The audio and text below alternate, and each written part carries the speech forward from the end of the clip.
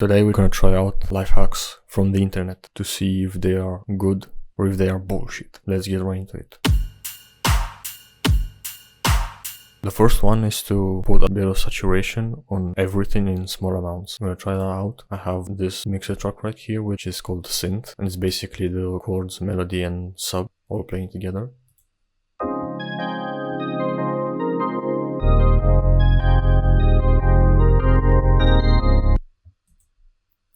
And it goes into this sidechain, so it mixes well with the drums. First we're gonna try and put a bit of saturation on every of these tracks. So this one is the sub, and we're going to put a bit of saturation on it.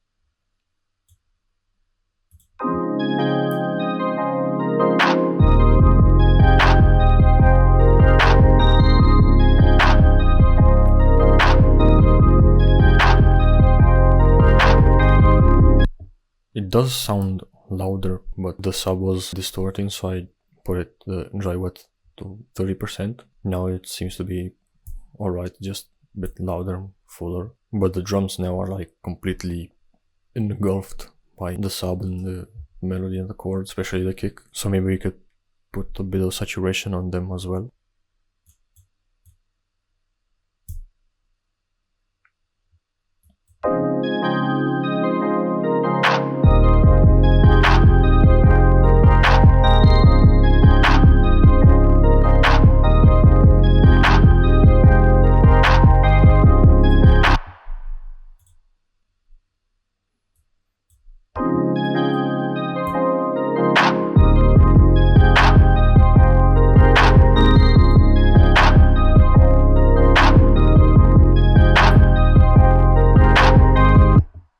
I guess it can be good to like make the track a bit louder and fuller, even just loading up the preset, not changing anything. Just be careful on the lower frequencies, it seems to get distorted really quickly. And don't forget to put it on the drums as well, so they can also exist like audibly.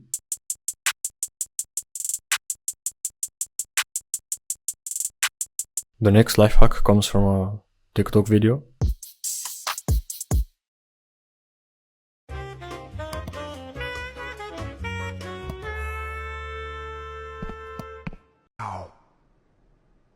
Well, this is going to be my personality for the rest of my life.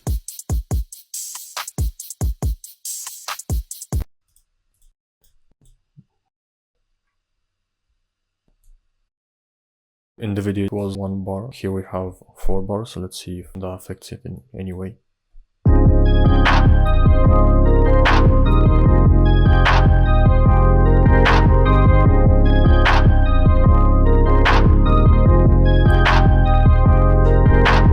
I guess it works. Before switching to this loop we had audio files in here, and it wouldn't begin from like the first bar, we would like have sort of fake out like section. So let's see if we like change the starting position of this button in the playlist, changes anything about this loop.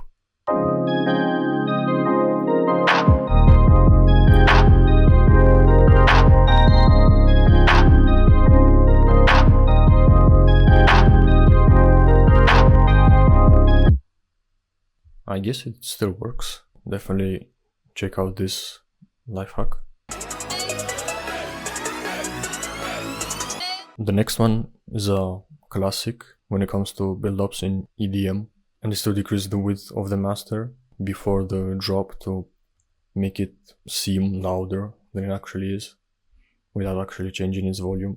So here we don't have a build-up and drop, but we do have this section right here, this sort of fake out section, and we can use this trick to like make this moment when the drums come in have more impact. And the way we do it is literally just go to the master and automate the stereo width. So like automate it by like a few percent. That way you don't really notice the change as it happens, but then when the drop hits, or in this case when the drums come in, it's gonna have more impact.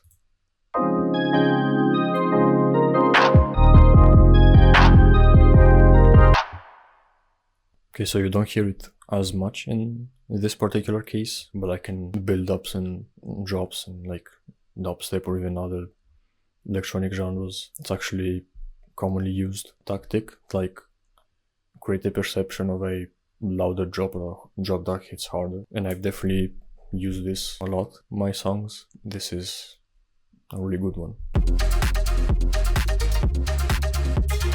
One that I found which really got my attention is that if you take a field recording, something that is like more atonal, cut it with sharp EQ peaks, and then run it in a granulator, it will create chords. So let's try it out. Let's see what kind of chords we can get. They didn't specify if I have to place these peaks or like these notches strategically, or if I can just place them randomly.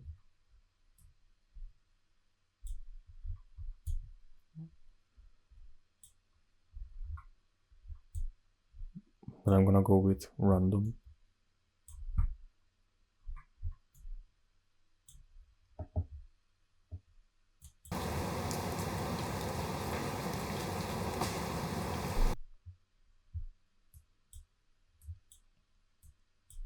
Okay, maybe let's try to make it a bit more tonal. Like I'm totally not expecting this to become a chord.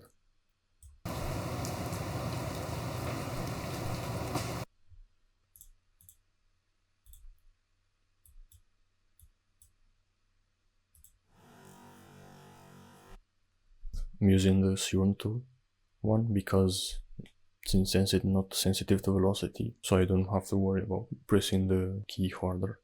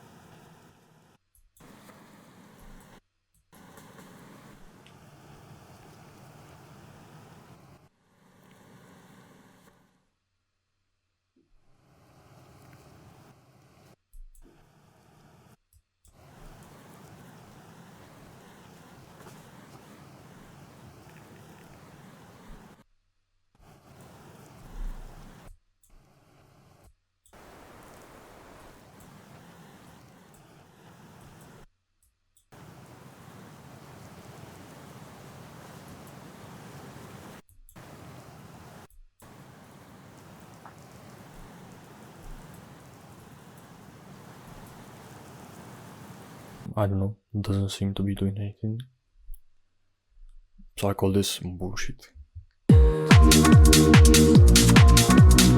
Another one is that just cutting the lows and the highs on a sound, just that creates a perception of distance as if something's like further away. So here I have our favorite synth, the flute.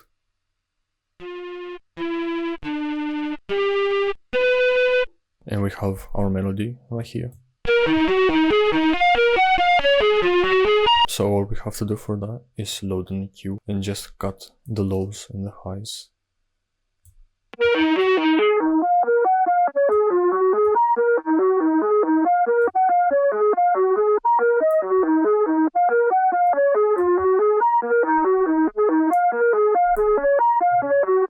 So it does give us a base for creating that distant effect.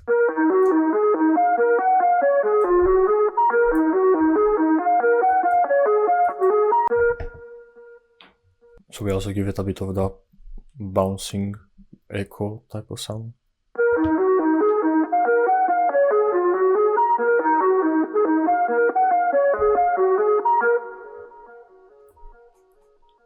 Now it really does sound like it's distant. So I guess this can be a really good technique.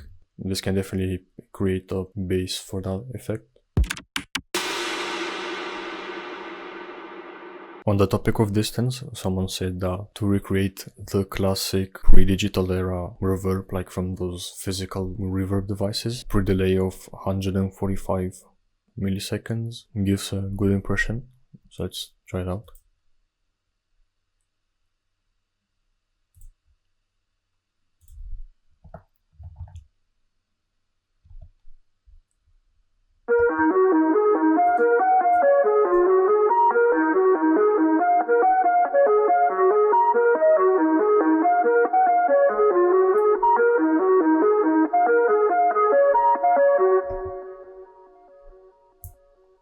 I guess it does sound interesting. For those who know what that ancient reverb sounded like, you can tell me if it's a good impression. Another interesting one is to shift the ARP off grid, like very slightly. So let's try it out.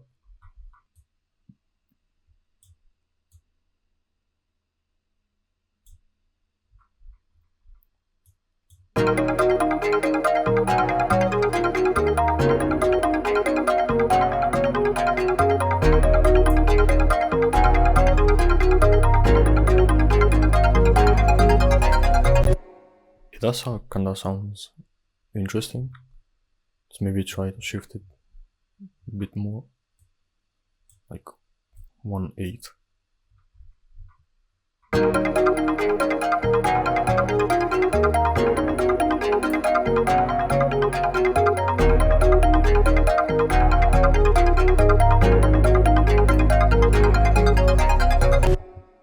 That turned out to be not bad at all. Yes, this also is a good one. Another interesting one is to use a spectrogram and not just a spectrum analyzer. Now I didn't use either. And apparently when you set wave candy to spectrum, this is effectively a spectrogram. So let's play this melody loop and see what it looks like.